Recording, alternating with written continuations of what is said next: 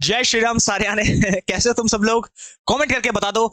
ये सर हम बहुत ही अच्छे हैं और एनर्जेटिक हैं और बहुत ही ज्यादा एक्साइटेड है आज की क्लास को देखने के लिए। और तुम्हें पता है हमारी PQRS की सीरीज चल रही है और आज हमारी 5th क्लास है। बता दो कितने लोगों ने पहले 4 क्लास देख ली है, कमेंट करके बताओ। जिसे नहीं देखी है पक्का देख लेना, बहुत लेजेंडरी जबरदस्त क्लास करवा रहा हूँ। पेड कंटेंट, ये मैं पेड कंटेंट करवाता हूँ और ये तुम्हारे लिए पहली बार यूट्यूब में फ्री लेके आ रहा हूँ। तो बताओ, तुम्हें हर एक चीज फ्री ऑफ कॉस्ट मिल रही है, इससे ज्यादा क्या चाहिए? हाई, क्या चाहिए रे इससे ज्यादा? तो इसलिए सारी की सारी क्लासेस देखते रहो और इस साल अपना जॉब का सिलेक्शन पक्का करो।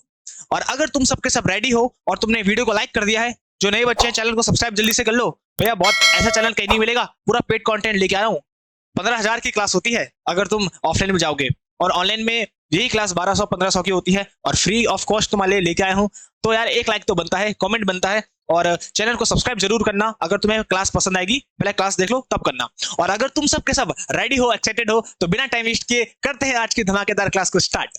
मेरे प्यारे दोस्तों, मैं हूं अंशु और आज हम पहुंचे हैं। तो चलो करते हैं आज की क्लास को स्टार्ट। अब हम देखते हैं आज का पैराजंबल क्या है, और ये सब के सब प्रीवियस ईयर के पैराजंबल्स है जो प्रीवियस ईयर में आए हैं। अब तुम इसको पढ़ोगे और मुझे आंसर बताओगे। चलो हिंदी इंग्लिश पहले मैं दोनों बच्चों को समझा देता हूं, हिंदी और इंग्लिश में इसका मीनिंग क्या है, उसके बाद हम पढ़ते हैं। The man who had caught me was a dreadful site. वो व्यक्ति जिसने कि मुझे पकड़ा था वो कैसा था? ड्रेडफुल साइट, बहुत ही भयानक था, बहुत ही भयानक दिखने में था वो। सडनली, अचानक से, आई वॉज पिक्ड, मुझे पकड़ लिया गया, व्हील्ड थ्रू द एयर, हवा में, और and made to sit on a tombstone, और एक पत्थर में मुझे बिठा दिया गया कब्र के ऊपर। He was about 40 years old, वो कम से कम 40 साल का था। हार्ड फेस्ड एंड फियर्स, और बहुत ही क्रूल था। फियर्स मतलब क्रूल। ये सारे के सारे वर्ड्स मैंने सिनोनिम की क्लास में कराए हैं ब्लैक बुक की, तो देख लेना वहां से। तो 40 साल का था और बहुत ज्यादा डरावना था दिखने में, ठीक है। I was only a child, मैं केवल बच्चा ही था। And small for my age, और अपनी एज के अकॉर्डिंग छोटा ही था, अपनी उम्र के अकॉर्डिंग छोटा ही था। तो बता दो, हिंदी मैंने बता दिया है, 4 ऑप्शन है। अब जल्दी से इसको पैराजंबल करो, बताओ क्या सीक्वेंस बनेगा? CBAD, BACD, DBAC या DCBA? बता दो जल्दी से। हो गया? वीडियो को पॉज करके कर लिया आंसर? कमेंट करके बताओ सबका आंसर। गलत होगा सही होगा कोई दिक्कत नहीं है, हम बैठे हैं भैया ठीक करने के लिए। सबका आंसर आ गया? कमेंट में बताओ, चाहे कोई भी आंसर है गलत सही, तुम्हें बस कमेंट करके बताओ मुझे। चलो मैं पढ़ता हूं कमेंट। अच्छा, अब बात करते हैं। एक व्यक्ति था जिसने मुझे पकड़ लिया था, बहुत भयानक था दिखने में। अब ये बताओ कि जो राइटर है वो एक जगह अपनी बात कर रहा है और एक जगह उस व्यक्ति की बात कर रहा है। मुझे ये बताओ राइटर अपनी अपनी बात कहां कहां कर रहा है?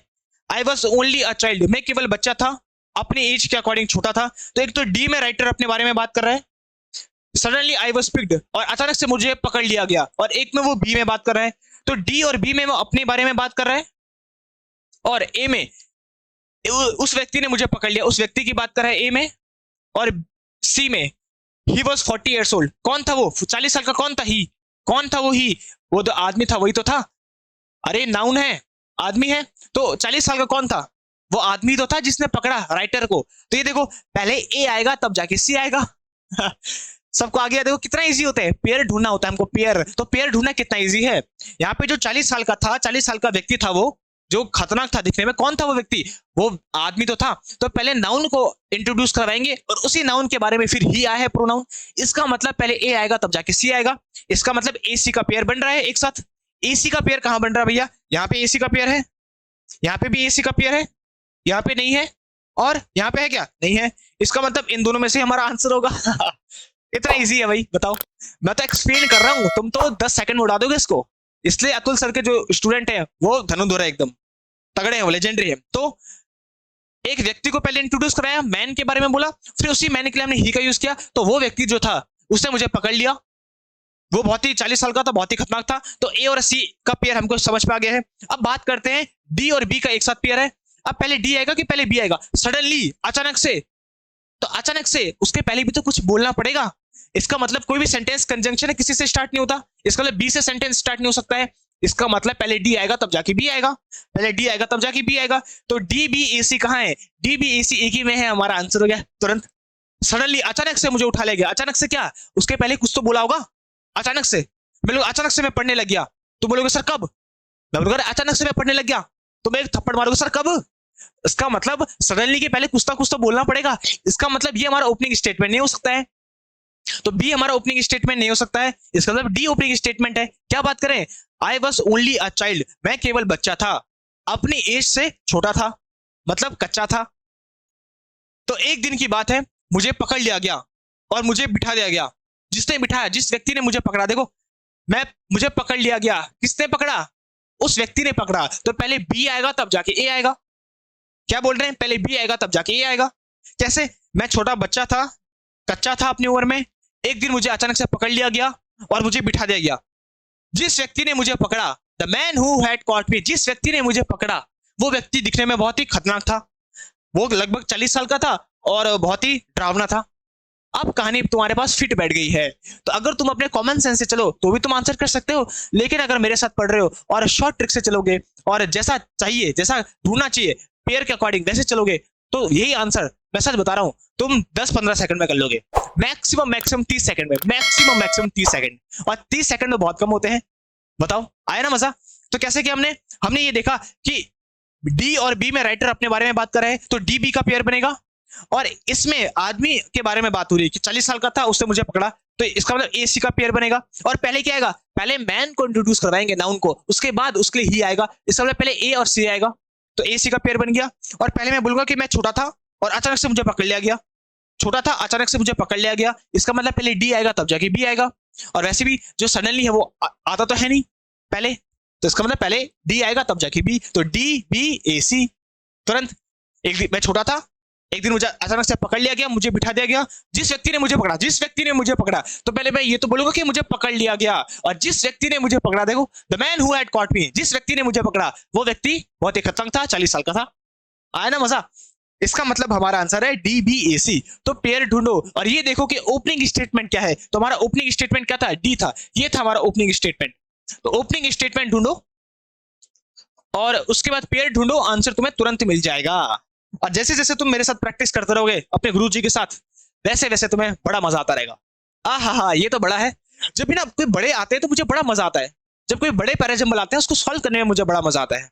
ये छोटे छोटे मजा नहीं आता। अब देखो, ये सबके लिए चैलेंज है, बताओ जल्दी से क्या होगा इसका आंसर, पढ़ के बताओ क्या होगा। पहले तुम पढ़ो फिर मैं बताऊंगा। How will you ever reach your goal, तुम कैसे अपने गोल को पाओगे, if you don't follow our ideals and principle and follow the path we say we believe in. हम कैसे अपने गोल को अचीव करेंगे जब हम जिन चीजों को मानते हैं उन चीजों को फॉलो ही नहीं करेंगे। भाई मानते सब फॉलो कोई करता नहीं। जैसे हनुमान जी को सब मानते हैं, लेकिन हनुमान जी को फॉलो कौन करता है? ब्रह्मचारी है वो, तुम रहते हो ब्रह्मचारी। तो इसका मतलब हम कैसे अपने गोल को पाएंगे, अपने लक्ष्य को पाएंगे, जब हम जिन प्रिंसिपल को, जिन सिद्धांतों को हम मानते हैं उन्हीं को हम फॉलो करते नहीं है। Many of us believe in God, हम में से कई लोग भगवान को मानते हैं, अपनी डेली प्रार्थना भी करते हैं और कसम भी खाते हैं कि हम हमेशा अच्छा करेंगे, लेकिन करता कौन है? बट अनफॉर्चुनेटली, लेकिन दुर्भाग्यवश, when it comes to putting our ideas into practice we procrastinate. But दुर्भाग्यवश, जब भी इस बात को प्रैक्टिकली अप्लाई करने की आती है हम प्रोक्रेस्टिनेट कर लेते हैं, मतलब टाल देते हैं बातों को। There may be many variation in our chosen idol of him, बहुत सारे अलग अलग वेरिएशन हो सकते हैं जो हमने चूज किया है उसके, बट लेकिन each of us believe in him nevertheless, लेकिन कुछ भी हो हम सब भरोसा उसी में करते हैं। तो बहुत सारे अलग अलग टाइप के हो सकते हैं उसके वेरिएशन, लेकिन हम भरोसा उसी में करते हैं। तो अभी तो मैं इतना ही बता सकता हूं तुमको, अब तुम उसका आंसर बताओ और बताओ क्या होगा, क्या बनेगा इसका सीक्वेंस बताओ। और जिसने इसका आंसर सही दे देना भैया सैल्यूट मारूंगा मैं उसके लिए सैल्यूट है। जल्दी से बताओ, पहले आंसर बताओ मुझे, तब मैं तुम्हें बताऊंगा इसका है क्या। बड़ा है, बहुत ही अच्छा है, और लोगों को लगता है सर बड़ा है तो बहुत ही खतरनाक ही होगा, और ऐसा कुछ नहीं है। बड़ा है तो इसका मतलब इजी है वो। चलो मुझे तो समझ पे आ चुका है, तुम मुझे बताओ क्या है आंसर। सबका आ गया, कमेंट कर दिया। अब सुनो जरा, देखो हम अपने गोल को कैसे अचीव करेंगे, क्योंकि जिन सिद्धांतों को हम मानते हैं उन सिद्धांतों को हम फॉलो करते नहीं है। जब फॉलो ही नहीं करते तो अपने गोल को अचीव कैसे करेंगे? आया, ठीक है। Many of us believe in God, अब देखो इससे तो हमारा सेंटेंस स्टार्ट हो नहीं सकता, क्योंकि प्रिंसिपल और आइडियाज, कौन से प्रिंसिपल कौन से आइडियाज गिवन नहीं है, तो हमारा ओपनिंग स्टेटमेंट ये नहीं हो सकता है। बट अनफॉर्चुनेटली कंजंक्शन से भी हमारा स्टेटमेंट स्टार्ट नहीं हो सकता है, इससे भी नहीं हो सकता। अब बी और डी बनाए, there may be many variations and ideals of him. Him किसके लिए है?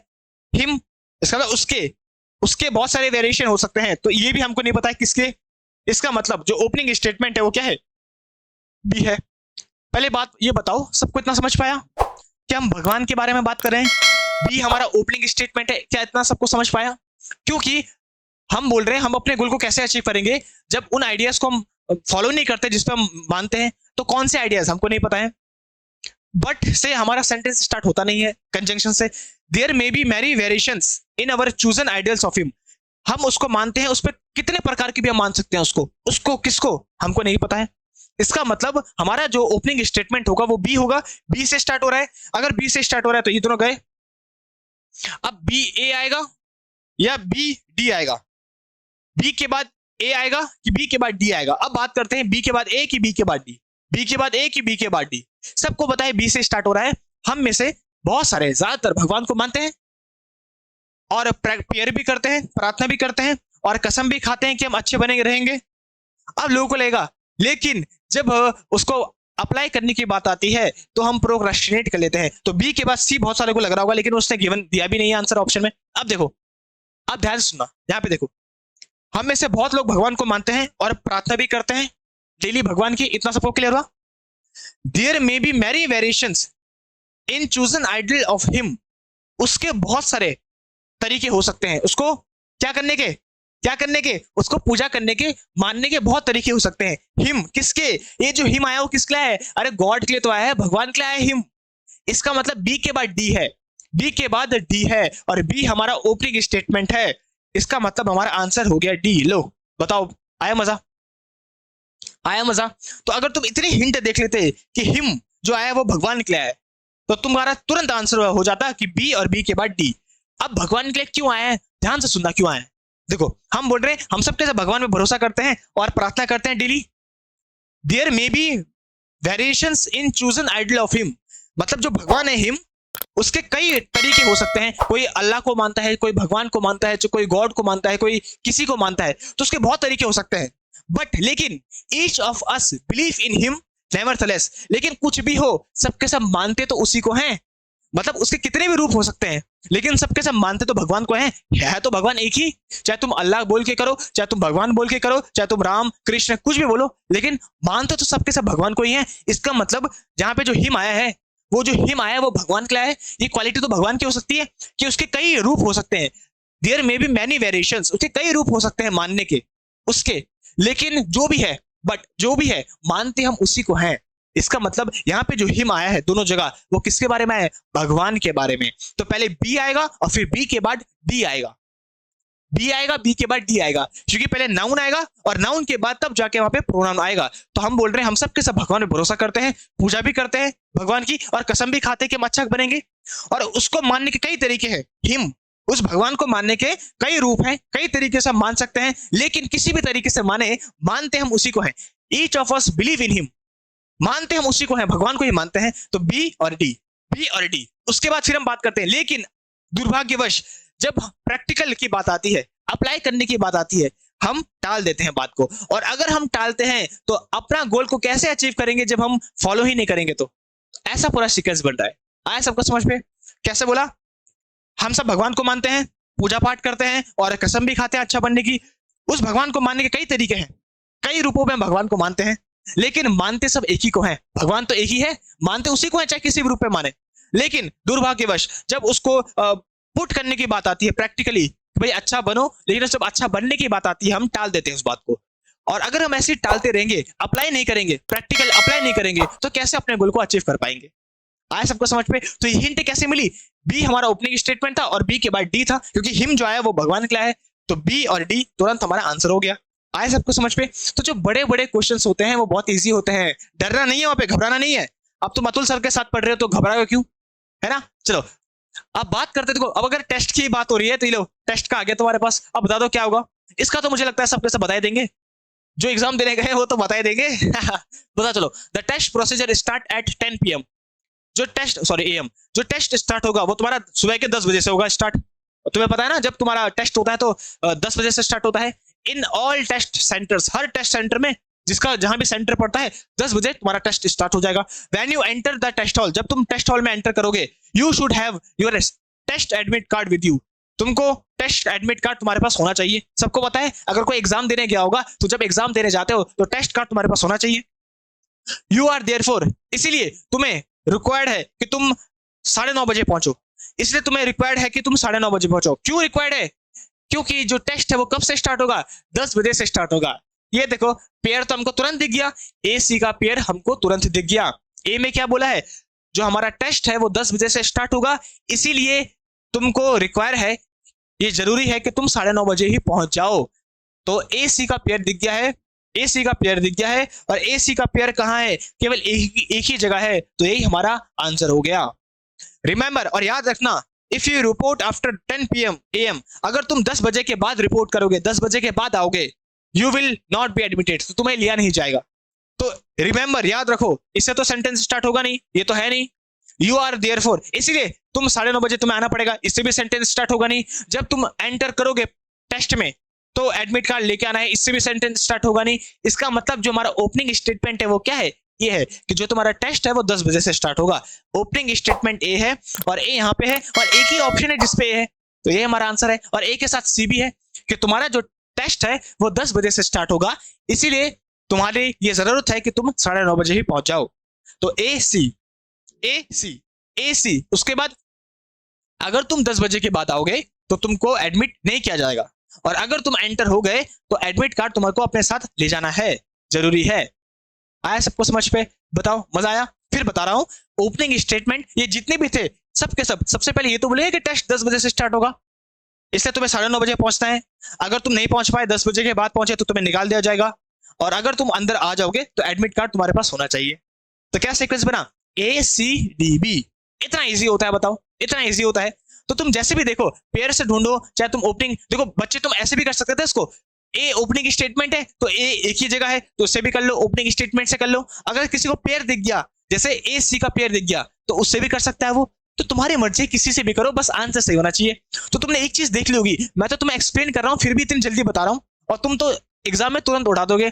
इसलिए जितने भी हम पढ़ रहे हैं उसको प्रैक्टिस जरूर करो एक बार फिर से। इसलिए तुम्हें ये पीडीएफ दे रहा हूं मैं, ताकि तुम फिर से प्रैक्टिस करो। तो बताओ तुम्हें कैसे क्लास लगी? अगर आज की क्लास सच में मजा आया और सब कुछ समझ पाया, और तुम्हें लग रहा है कि सर इंप्रूव हो रहा है, बहुत इंप्रूव हो रहा है, तो जल्दी से वीडियो को लाइक करो, चैनल को सब्सक्राइब करो, और पढ़ते रहो, रिवाइज करते रहो। मिलूंगा तुम्हें नेक्स्ट क्लास में ऐसी वैल्यू के साथ। जब तक तुम्हारे अतुल सर है, डरने की कोई बात नहीं है, घबराने की कोई बात नहीं है। तो अपना ख्याल रखो, तब तक के लिए बाय बाय। मेरे प्यारे दोस्तों, मैं हूं अंशु, और आज हम पहुंचे हैं